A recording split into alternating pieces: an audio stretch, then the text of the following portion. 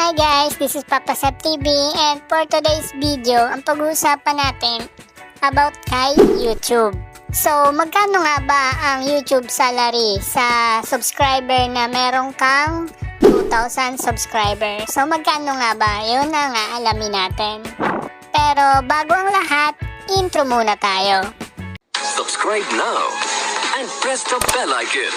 Never miss an update.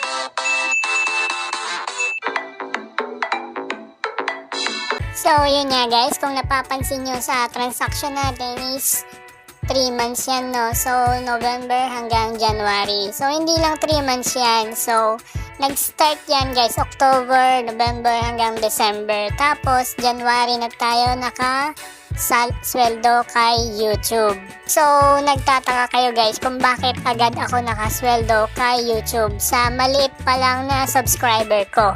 So, yun yung alamin natin guys. Kahit maliit pa lang yung subscriber nyo, pwede na kayong mag-kasalary kay YouTube.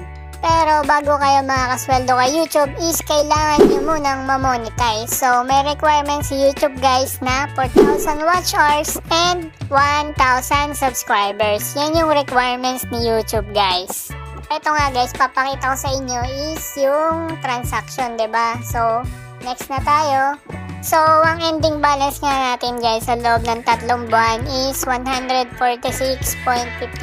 So, hindi na masama, no? Medyo malaki na din kaysa wala, 'di ba? So, kapag kinonvert mo lang yan into peso is mga siguro 7,000 plus. Not bad na guys kasi hindi naman to full time, part time lang to.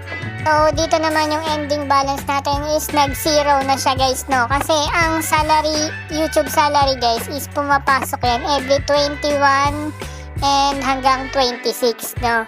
Kapag hindi pa pumasok sa account nyo is kailangan nyo nang i-contact si bangko, yung pinag-link nyo ng sa YouTube, sa Google AdSense.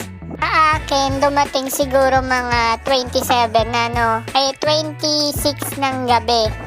Akala ko hindi na darating Kukontakunin ko na sana si bangko para i-concern niya tong pero dumating siya gabi na. So, in-screenshot ko dito yung earnings guys kung 'di ba? Kasi hindi ka makakasweldo kay YouTube kapag hindi mo na-reach yung $100, no? So, kahit $99 yan, yung nasa account mo, is hindi mo pa rin makukuha. Dapat 100 minimum yung ma-reach para ma-withdraw mo siya. So, eto nga yung last payment ko kay YouTube is nung January 21 to 26, no guys. 146.07.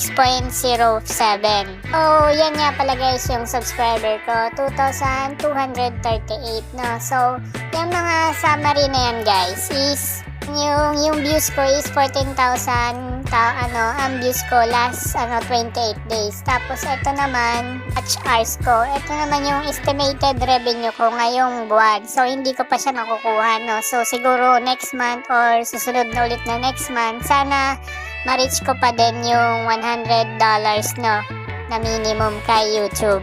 Para tuloy-tuloy pa rin yung YouTube salary natin kay YouTube, 'di ba? So, ang ginagawa ko guys, kaya ako na-reach yun is upload lang ako ng upload ng mga content. Yung medyo kailangan ng tao, no, yung informative. And wag kayo mag-upload ng kailang yung a day of my life. Wag kayo mag-upload doon kasi walang manonood or yung nakakilala lang sa inyo ang manonood noon kasi hindi naman tayo sikat, 'di ba? Siguro katulad nila Ibana or Tony Gonzaga or Alex or kahit sinong artista dyan is papanoorin kahit walang kwentang vlog nila, 'di ba? Papanoorin talaga. Kasi sikat na sila, 'di ba? Tayo hindi naman tayo sikat. So, ang tips ko lang sa inyo guys is gawa kayo ng mga video na kakatulong sa tao. Yung hinahanap ng tao guys, yung mga tutorial, mga ganyan. So, yun lang guys. Kung nagustuhan mo itong video na to, please don't forget to like, share, and subscribe. Malaking tulong na yan guys. Thank you and God bless.